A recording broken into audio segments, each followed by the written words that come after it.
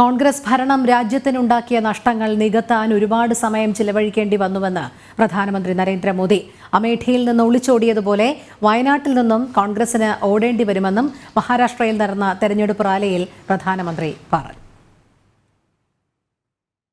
കാലങ്ങളായുള്ള കോൺഗ്രസ് ഭരണം ഭാരതത്തെ പരാജയത്തിലേക്കാണ് നയിച്ചതെന്നും കോൺഗ്രസ് ഭരണം രാജ്യത്തിനുണ്ടാക്കിയ നഷ്ടങ്ങൾ നികത്താൻ BJP സർക്കാർ ഒരുപാട് സമയം നൽകിയെന്നും പ്രധാനമന്ത്രി നരേന്ദ്രമോദി പറഞ്ഞു. അഴിമതിയും വഞ്ചനയും മാത്രം കൈമുതലായുള്ള കോൺഗ്രസിനെ ജനങ്ങൾ സ്വീകരിക്കില്ലെന്നുറപ്പാണ്.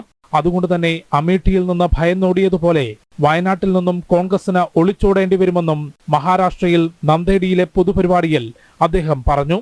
जैसे ही 26 को वायनाड में वोटिंग पूरा हो जाएगा, ये शाहजादे के लिए एक और सुरक्षित सीट घोषित कर देंगे और कहीं और से फिर से लड़ाना पड़ेगा उनको। कल आपने उनके एक साथी केरल के मुख्यमंत्री ने जो शाहजादे को सुनाई है, मैं भी कभी ऐसी भाषा नहीं बोलता, वो ऐसी भाषा बोली है उन्होंने साथी को। ये हाल है उनका। अब जैसे इन्होंने अमेठी से भागना पड़ा, अमेठी छोड़ा, अब मान के चलिए वो वायनाड भी छोड़ेंगे.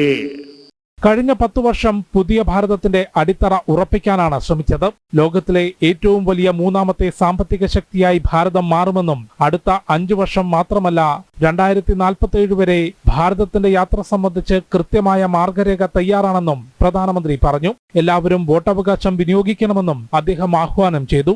ജനം, ഡൽഹി.